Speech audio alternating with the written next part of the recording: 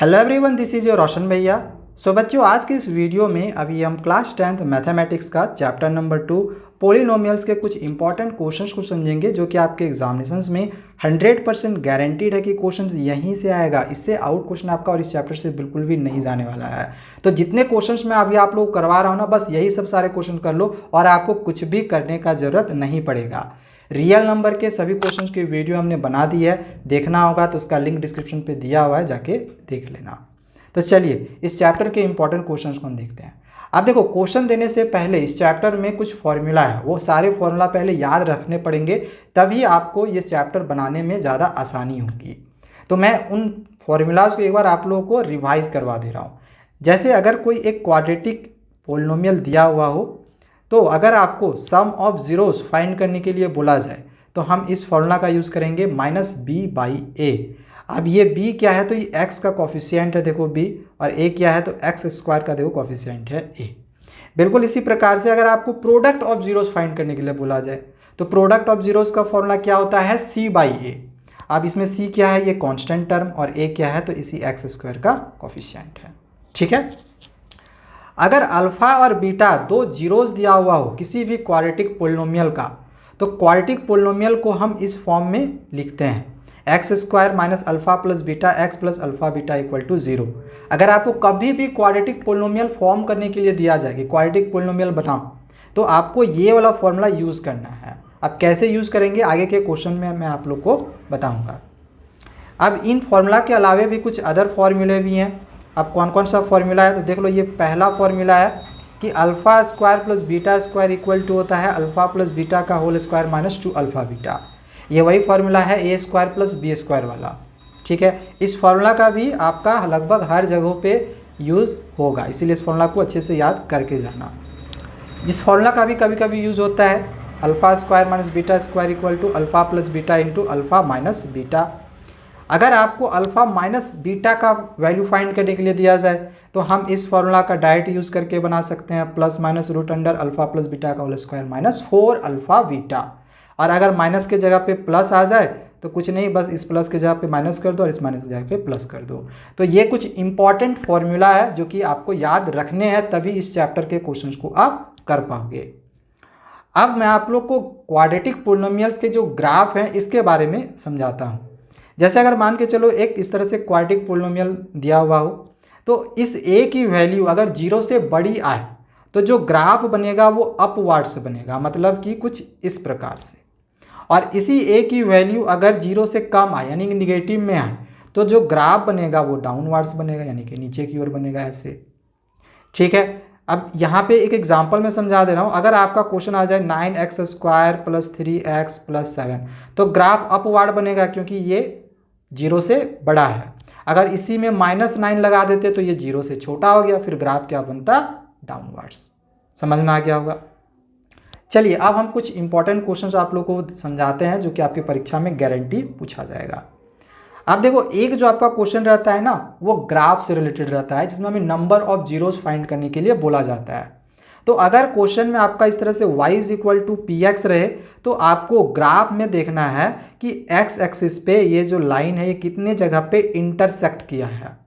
तो यहाँ पे देख रहे हैं 1 2 3 4 5 6 जगहों पे इंटरसेक्ट किया है ना, तो इस वजह से इसमें जो नंबर ऑफ जीरोज निकलेगा वो कितना निकल जाएगा, 6। नंबर ऑफ जीरोज निकल जाएगा 6। ठीक है। यहीं पे अगर क्वेश्चन उल्टा पूछ देता है x = py रहता तो क्या होता है सर, तो फिर हम y एक्सिस पे देखते कितने जगह पे ये लाइन इंटरसेक्ट किया। एक जगह पे किया था तो इसका आंसर फिर 1 हो जाता अगर x = py रहता तो। ओके। नेक्स्ट जो अगला क्वेश्चन है यहाँ पे, इसमें हमें जीरोस फाइंड करने के लिए बोला गया है इस क्वाड्रेटिक पोलिनोमियल का। अब एक क्वेश्चन जो है जीरोस फाइंड करने के लिए रहता ही है, तो सर जीरोस कैसे फाइंड करते हैं, ये 8th क्लास से आप लोग सीखते हुए आ रहे होंगे कि सबसे पहले हम क्या करते हैं कि जो x² का कॉफिशिएंट है, जो कांस्टेंट टर्म है, इन दोनों को हम पहले करते हैं मल्टीप्लाई। तो 6 7 जा हो गया 42। अब इस 42 का हम करते हैं फैक्टर। तो फैक्टर कर लिए, 2 का टेबल में 42 21 बार में आया, 3 के टेबल में 7 बार में आया, 7 1 जा 7 हो गया। अब इसको हम कुछ इस प्रकार से मल्टीप्लाई जोड़ते घटाते हैं कि आपको 11 लाना है। तो कैसे 11 आएगा, तो देखो अगर 7 2 जा 14 करो और 14 में 3 घटा दो तो 11 आ जाएगा, यानी कि 14 - 3 करेंगे तो 11 आ जाएगा। तो यही चीज़ हम यहाँ पे किए हैं, 14 - 3 = 11 किए हैं। बट देखो यहाँ पे ये -11 है, +11 नहीं है, तो मेरा +11 आ रहा है, तो हमें क्या करना पड़ेगा, इसको माइनस करना पड़ेगा और इसको प्लस करना पड़ेगा। बस ये चीज़ ध्यान में रखना, ठीक है। तो यही वाला जो क्वेश्चन है इसको हम यहाँ पे लिखे हुए हैं। सबसे पहले क्या करेंगे कि इस 6x² को हम जैसे का वैसे ही नीचे उतार देंगे और इस -11x के जगह पे अभी हमने यहाँ क्या बताया था, -14x + 3। तो यही वाला जो है हम यहाँ पे अब पुट करेंगे -14x + 3। अब इसको सॉल्व करो, देखो 11 आ जा रहा है ना, -11 आ जा रहा है और -7 जैसे का वैसे ही उतार दिए।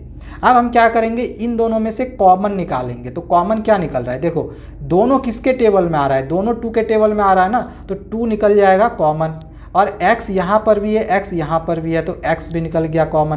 तो 2x जब कॉमन निकाले तो 2 का टेबल में 6 3 बार में आया, यहाँ पे 2 गो x था तो एक x निकला, एक बच गया, यहाँ पे रहने दिए। फिर आगे माइनस है, माइनस यहाँ पे उतार दिए। फिर 2 के टेबल में 14 कितने बार में आया, 7 बार में, 7 लिख दिए। ये x तो बाहर आ गया था ना, कॉमन निकल गया था, तो ये x यहाँ से हट गया। अब देखो यहाँ पर देखो कुछ भी कॉमन नहीं निकल रहा है, तो कुछ भी जब कॉमन नहीं निकलेगा तो 1 निकालेंगे, 1 कॉमन निकाल लिए तो वही वाला नंबर हम जैसे का वैसे यहाँ पे उतार लेंगे। अब ये और ये दोनों मिल जाता है, तो जो मिल जाता है उसको हम एक बार लिखते हैं और ये जो 2x + 1 बच गया इसको हम यहाँ पे लिख देंगे, ठीक है। अब एक बार हम 3x - 7 = 0 करेंगे, आगे इसको सॉल्व करेंगे तो ये -7 इस साइड आया तो +7 हो गया।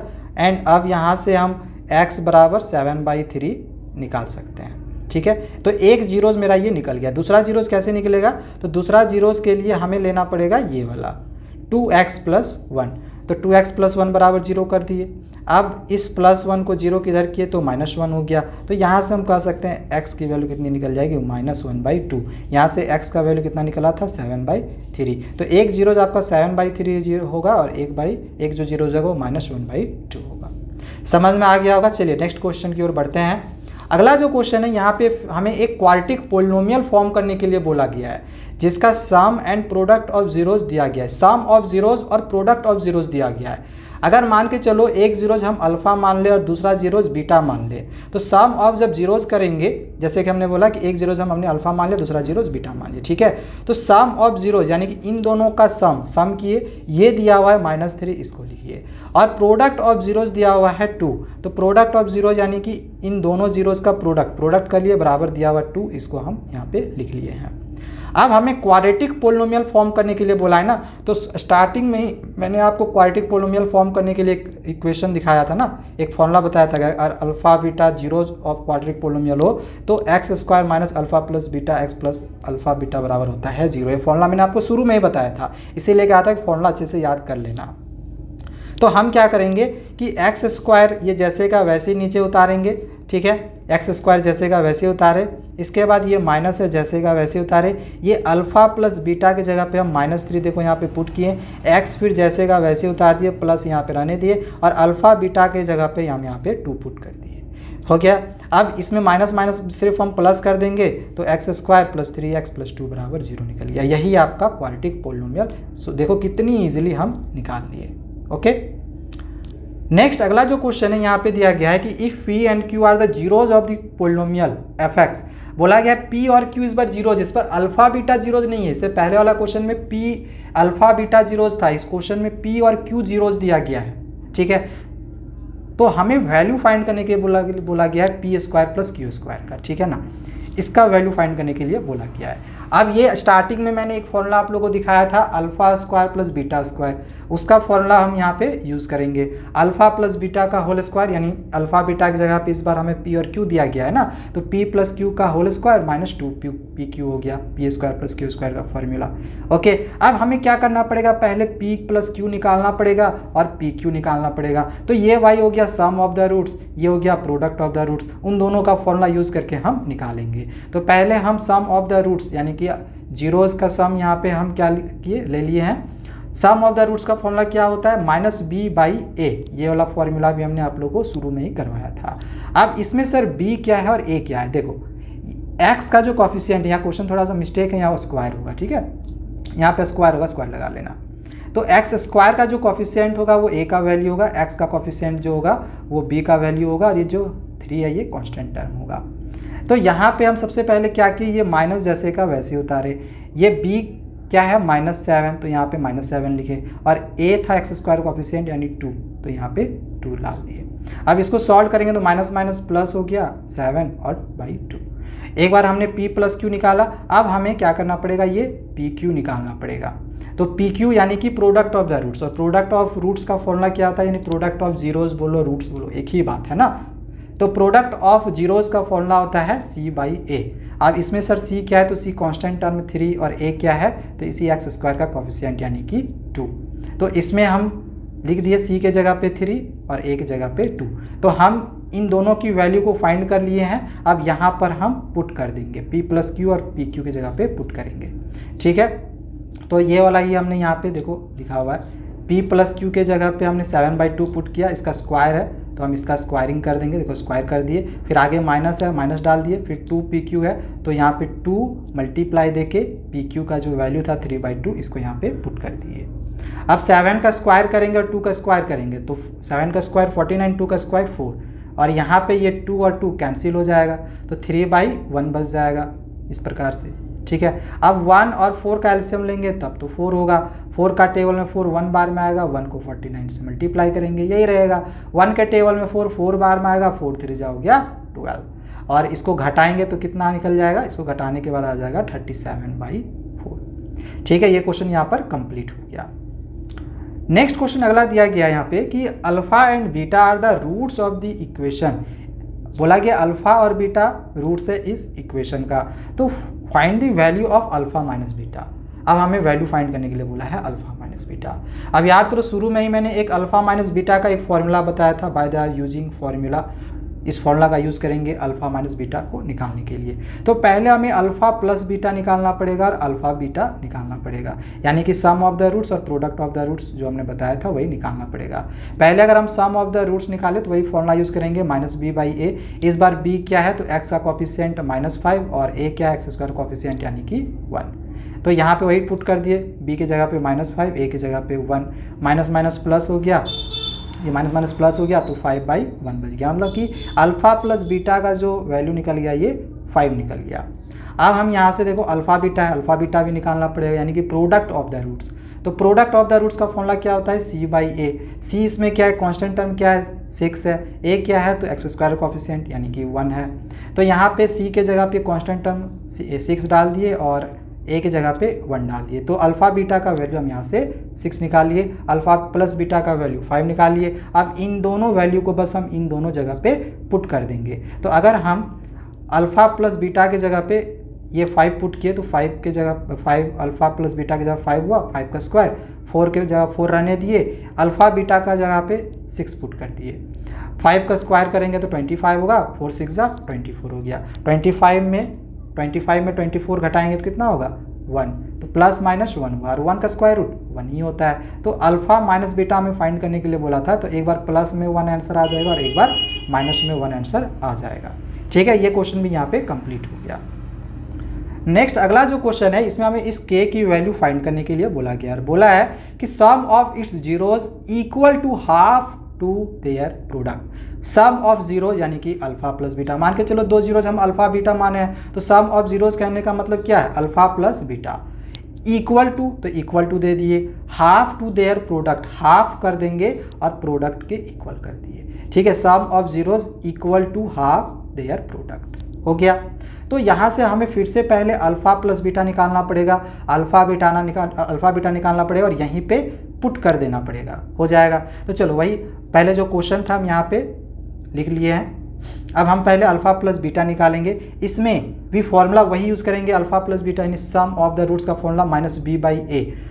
तो माइनस जैसे का वैसे पहले हम रहने दिए, इस b के जगह पे क्या है, ये वाला x का कॉफिशिएंट। x का कॉफिशिएंट हमेशा b की वैल्यू होगी, तो ये -k+6 है, तो देखो यहाँ पे -k+6 लिख दिए, ये माइनस माइनस प्लस हो गया यानी कि k+6 सिंपली बच गया, तो यही हो गया अल्फा प्लस बीटा का वैल्यू।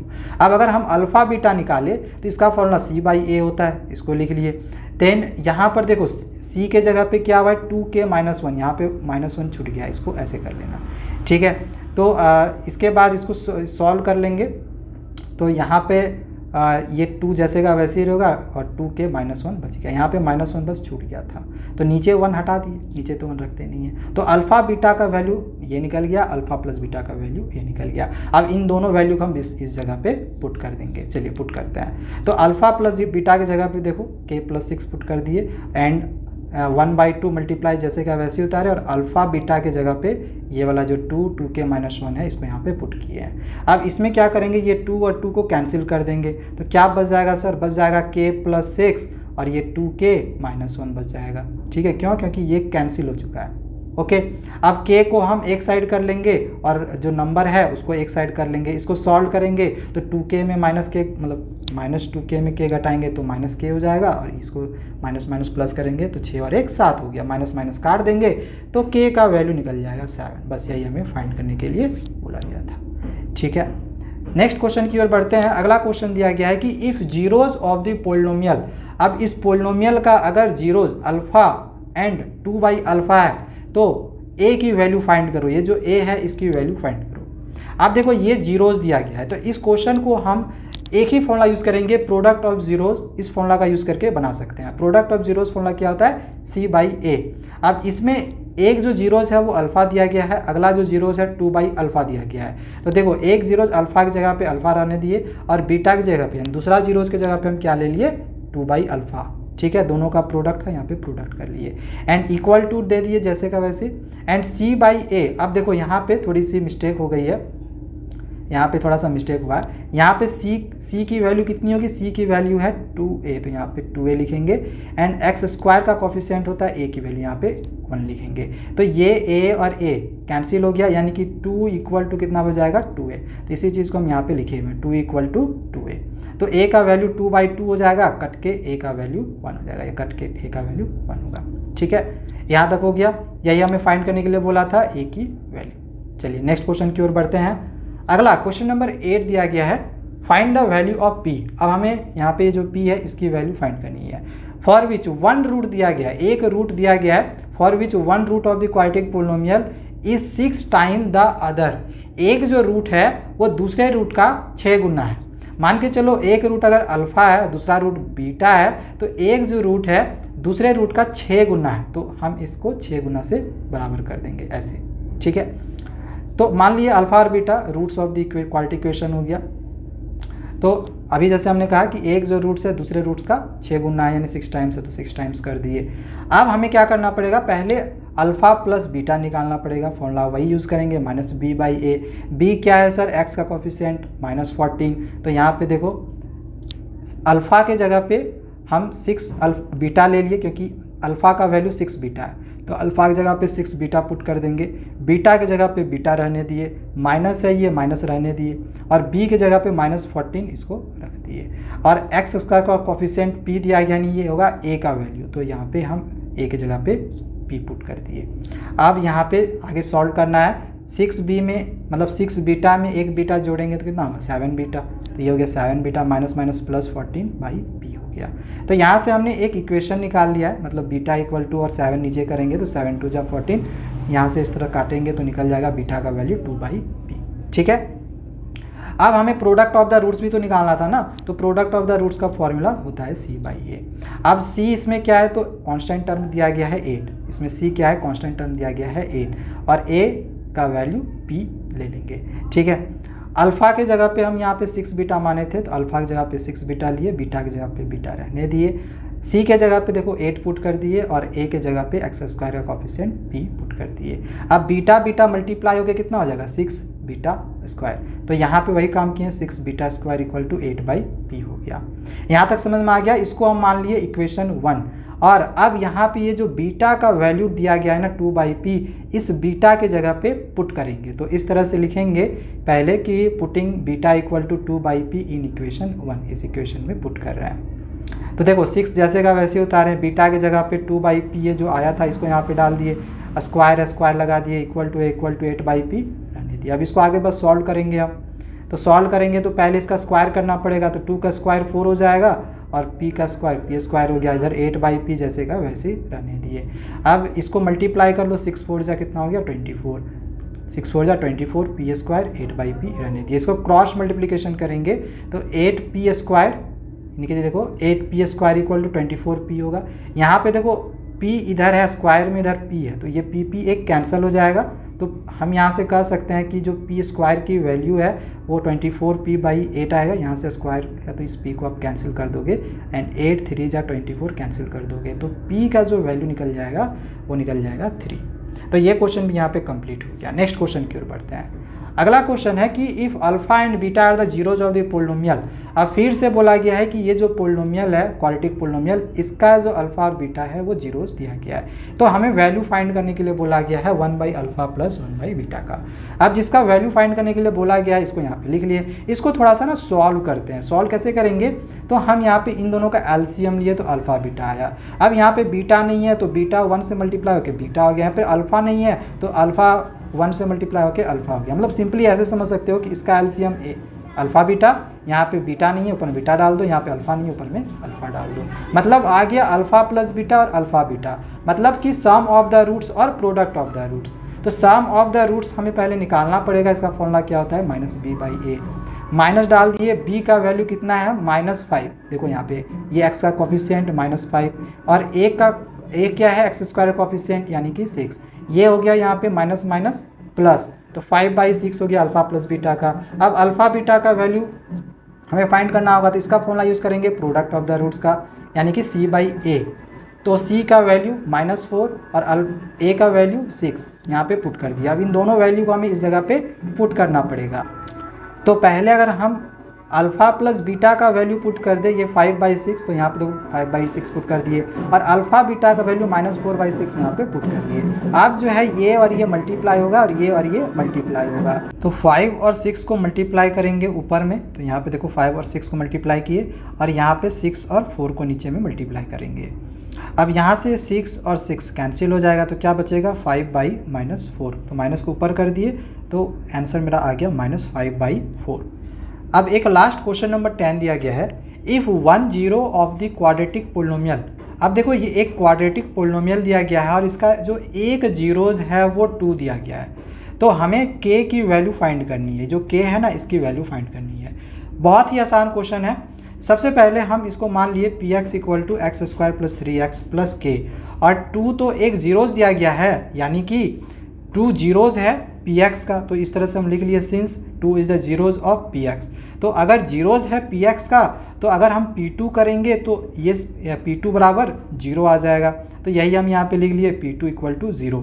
अब हम जहाँ जहाँ x है ना, यहाँ पे जहाँ जहाँ x है उन सभी जगहों पे बस 2 पुट करना है। जैसे यहाँ पे x है यहाँ पे 2 पुट कर दिए, यहाँ पे x है यहाँ पे 2 पुट किए, यहाँ भी x है यहाँ भी 2 पुट किए, k को रहने दिए और बराबर 0 था तो =0 कर दिए। अब 2 का स्क्वायर कितना हो जाएगा 4, तो देखो यहाँ पे 2 का स्क्वायर 4 हो गया, 3 2 जा 6, k का k रहने दिए =0। तो 4 और 6 को जोड़ेंगे कितना हो जाएगा 10, तो यहाँ 10 लिखे प्लस k बराबर 0 और 10 इस साइड आ जाएगा तो हो जाएगा -10। तो k का वैल्यू कितना निकल गया -10। तो बस ये 10 क्वेश्चन थे। यही 10 क्वेश्चन में से ही आपकी परीक्षा में क्वेश्चन आएंगे। इससे आउट क्वेश्चन और आपका कुछ भी नहीं आने वाला है। इतना कर लिए तो समझ लो आपका पोलिनोमियल बहुत ही अच्छे से तैयारी हो चुका है। तो आप सभी को एग्जामिनेशंस के लिए best of luck. Real number वाली अगर क्वेश्चन की वीडियो नहीं देखी होगी तो लिंक डिस्क्रिप्शन पे दिया हुआ है, जाके देख लेना। और नेक्स्ट चैप्टर की वीडियो भी बहुत ही जल्दी आएगी, तब तक चैनल को सब्सक्राइब करके रख लेना। Thank you, bye bye.